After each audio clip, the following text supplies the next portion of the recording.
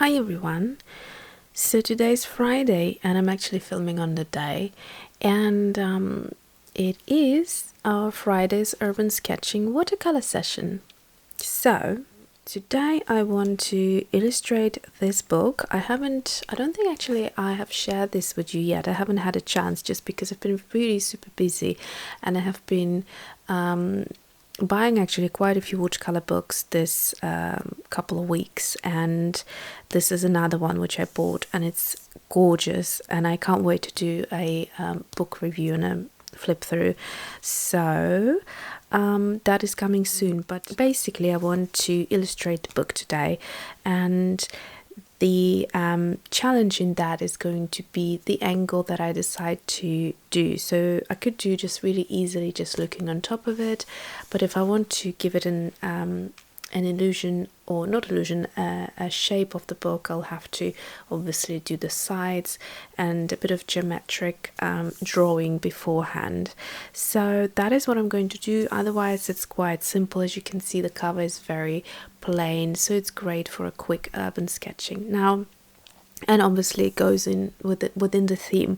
So before I start, I wanted to say something else. So basically I googled urban sketching the other day, and what was interesting is that, you know, this book that I have reviewed a little while ago, the Art of Urban Sketching by Gabriel Campagna.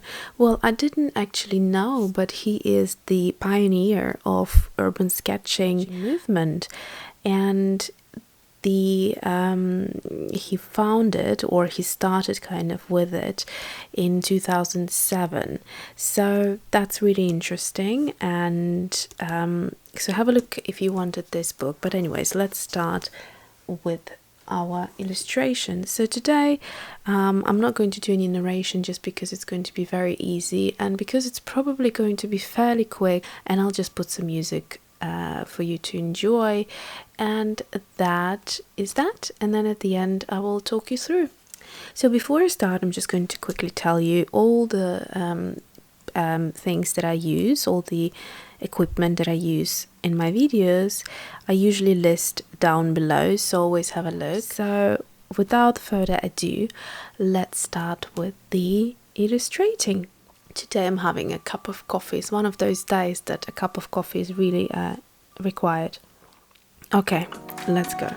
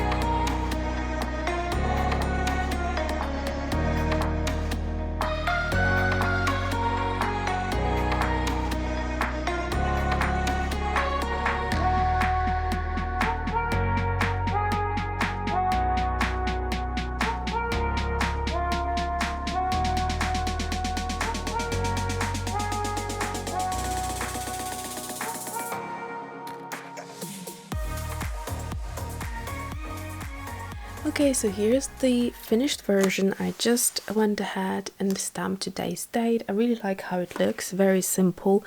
I don't even need to write anything. So here I'm just going to zoom out a little bit and show you what it looks like next to the real thing.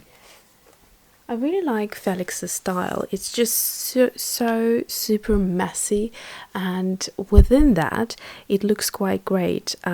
I showed this book to my husband and he had a bit of a laugh because he doesn't really understand this type of a style, but I do, and I fully appreciate it. I think it's really daring. Okay, I'll show you my one of my favorite pieces from this book, just to give you an idea what I'm talking about and to showcase Felix's style. I think it's just hilarious. It's like super humorous and amazing. I mean, look at this. Isn't this just wonderful? It looks really messy, but it's definitely got character, and it's just so funny and cool at the same time. So yeah, that's Felix's style, and I tried to capture it here in my illustration. So if I put the cover next to it, let's just compare these bits. So here you could see I decided to add a little bit of shading just to finish it a bit more and set it off from the white paper background. And this little splatter, watercolor splatter, I just created by pulling out usually what you do is you blow through a straw, and that creates these kind of splatter bits. So the way I recreated it, just pulled out some of these little lines with my brush and blended some of these colors, but then I thought, why don't I actually touch it and make the color flow and take it to a little bit more of a kind of, you know, my own sort of messy style, because the whole idea of urban sketching is that you develop your own style and your own vision. So then I tried to mix up this kind of turquoisey color, and it came out quite nice because my QoR Cobalt Blue is very granulating, so it granulated quite beautifully. I'll show you in a second in a close-up, but you can see the proportions are perhaps slightly off because the glass is hovering above this little title here, and I didn't have space left, but that's fine. It doesn't have to be precise, but you definitely understand that that is the book that you illustrated. So, and here I made a little mistake of going too far down with the blue because obviously the pages here are not blue. That was super fun. Like I said, you can be looking forward to a flip through. You will definitely enjoy it. Maybe not all of you, because I warn you, it's a very messy, very quirky style. Yeah, so as a close-up, let's have a look. I quite like these the Indanthrone blue and the cobalt blue kind of mixing into one another and creating this nice edge. Here they mixed a little bit better and have a softer kind of transition, gradient almost. And then of course the yellow and the red looks really, really beautiful. And then on top I just went with the clean yellow, and that of course pulled up the mix from here and made it super gradient and very beautiful.